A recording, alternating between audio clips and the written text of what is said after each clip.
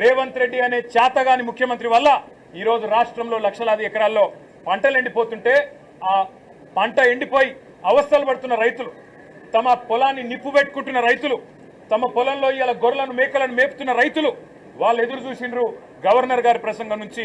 ఒక్క మాటన్న వస్తుందేమో, మేము పంటలను ఎండిపోకుండా కాపాడుతాం, మేమున్నాం, ఈ ప్రభుత్వం భరోసా ఇస్తున్నది, మీకు రిపేర్ చేస్తాం మేడిగడ్డను, ఇన్ని రోజులు కేసీఆర్ గారి మీద గుడ్డి కోపంతో తప్పు చేసినాం అని ప్రాయశ్చిత్తం చేసుకుంటారు అనుకున్నాం. ఆ సోయి కూడా ఈ ప్రభుత్వానికి లేదు. కనీసం ఒక్క మాట మాత్రంగా కూడా ఎండుతున్న పంటలు, సాగునీటి సంక్షోభం, 480 మంది రైతుల ఆత్మహత్యలు, వాటి గురించి ఒక్క మాట కూడా మాట్లాడకపోవడం అంటే రేవంత్ రెడ్డి ప్రభుత్వం యొక్క ప్రాధాన్యతలు ఎట్లా ఉన్నాయో దీన్ని బట్టే అర్థం చేసుకోవచ్చు. ఇవాళ భారతదేశంలో బహుశా ఏ రాష్ట్ర సెక్రటేరియట్లో జరగని అత్యంత ఘోరమైన నీచమైన పరిస్థితి మన రాష్ట్ర సెక్రటేరియట్లో జరిగింది. 20% కమిషన్ ఇయ్యందే ఇక్కడ బిల్లులు వస్తలేవని చెప్పి కాంట్రాక్టర్లు ఆర్థిక శాఖ మంత్రి ఉప ముఖ్యమంత్రి గారి ఛాంబర్ ముంగట ధర్నా చేసే పరిస్థితి రాష్ట్రంలో బహుశా ఎన్నడూ కూడా గతంలో లేదు, మరి భారతదేశంలో కూడా బహుశా ఎక్కడా లేదని నేను అనుకుంటా ఉన్నా. ఇవాళ 20% కమిషన్ తప్ప విజన్ లేని ప్రభుత్వం ఇది. ఈ విజన్ ఉంది, ఆ విజన్ ఉంది, ఏఐ డేటా సైన్సెస్ అని పెద్ద పెద్ద మాటలు. విజన్ లేదు, మన్ను లేదు, కమిషన్ తప్ప. No vision, only commission, only 20% commission అనే విధంగా ఇవాళ ప్రభుత్వాన్ని నడుపుతూ ఢిల్లీకి మూటలు పంపుతూ ఇక్కడ చిన్న కాంట్రాక్టర్లను, సర్పంచ్లను, చిన్న చిన్న వ్యక్తులను వేధించి చివరికి ఓవర్సీస్ స్కాలర్షిప్లు ఇవ్వకుండా, గురుకులాల్లో తిండి పెట్టకుండా ఈరోజు పిల్లల్ని చంపుతున్న అరాచక ప్రభుత్వం రేవంత్ రెడ్డి ప్రభుత్వం, కాంగ్రెస్ ప్రభుత్వం. కనీసం గురుకులాల్లో ఉండే అధ్వాన్నమైన పరిస్థితుల గురించి ఒక్క మాట చెప్తారేమో అనుకున్నాం, దాని గురించి ఒక్క మాట లేదు.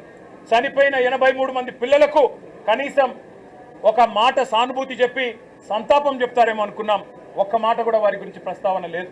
అదే మాదిరిగా ఇంకా విచిత్రం, 10 ఏళ్లలో కేసీఆర్ గారి ప్రభుత్వం ఆనాడు 4,17,000 కోట్ల అప్పు చేస్తే, 4,17,000 కోట్ల అప్పు చేస్తే అంటే సంవత్సరానికి 41,000 కోట్ల అప్పు చేస్తే అప్పులు అని గుండె బాదుకున్న కాంగ్రెస్ సన్నాసులు ఇవాళ ఒక్క సంవత్సరంలో 1,62,000 కోట్ల అప్పులు తెచ్చిన విషయం ఒక మాట చెప్తారేమో అనుకున్నాం. సరే, కేసీఆర్ ప్రభుత్వం కొత్తగా ఏర్పడ్డ తెలంగాణకు ఒక బలమైన పునాది వేయాలని బ్రహ్మాండమైన పథకాలు, రైతులకు వ్యవసాయానికి మాత్రమే 10 ఏళ్లలో కేసీఆర్ ప్రభుత్వం ఖర్చు పెట్టింది దాదాపు 4.5 లక్షల కోట్లు. రైతు బంధు రూపంలో 73,000 కోట్లు, రుణమాఫీ రూపంలో 28,000 కోట్లు, ఇరిగేషన్ ప్రాజెక్టుల రూపంలో, అదేవిధంగా వ్యవసాయ పనిముట్ల రూపంలో, మెకనైజేషన్ రూపంలో, డ్రిప్ రూపంలో, సబ్సిడీల రూపంలో, ఉచిత విద్యుత్ రూపంలో మొత్తం 4.5 లక్షల కోట్ల రూపాయలు తెలంగాణలోని 70 లక్షల మంది రైతులకు ఇవ్వడం వల్ల ఇవాళ భారతదేశంలో తెలంగాణ వరిధాన్యం ఉత్పత్తిలో నెంబర్ 1 అయ్యింది. కానీ ఇవాళ గవర్నర్ గారి ప్రసంగంలో ఏం చెప్పుకుంటున్నారు? భారతదేశంలోనట రేవంత్ రెడ్డి ఉద్దారకం వల్ల తెలంగాణ నెంబర్ 1 అయిందట వరిధాన్యం ఉత్పత్తిలో.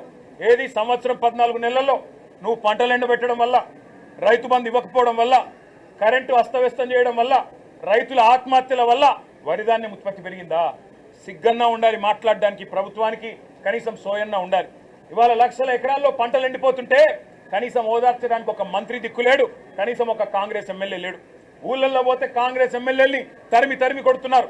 ఏది రైతు బంధు, ఏది రుణమాఫీ, ఎక్కడ తెచ్చిండ్రు మీరంతా అని చెప్పి ఊళ్ళల్లో ఇవాళ తరిమి కొడుతున్న పరిస్థితులను దాచిపెట్టే ప్రయత్నం గవర్నర్ గారి ప్రసంగం ద్వారా చేసిన మాట.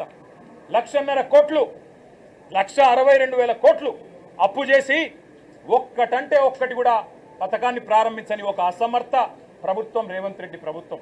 కేవలం కుంభకోణాలు, 20% కమిషన్లు, 30% ల్యాండ్ డీల్స్.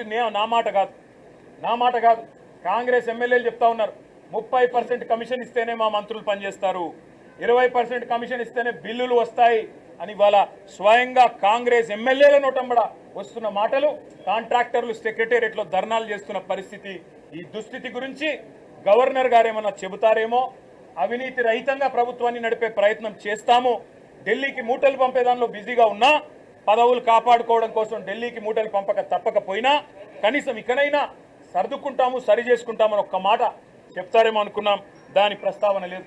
ఒక్క గ్యారంటీ లేకుండా, ఒక్క గ్యారంటీ అమలు చేయకుండా, 420 హామీల్లో కనీసం ఒక్క హామీ అమలు చేయకుండా, ఇవాళ ఒక్క కొత్త ప్రాజెక్టుకు ఇటుక కూడా పెట్టకుండా 1,62,000 కోట్ల అప్పు చేసినందుకు గవర్నర్ గారు ఏమైనా మందలిస్తారేమో రేవంత్ రెడ్డి గారిని అనుకుంటే మరి అక్కడ కూడా గాంధీ భవన్లో ఒక కార్యకర్త చేసే ప్రసంగం లాగా ఇవాళ గవర్నర్ గారి ప్రసంగం సాగింది.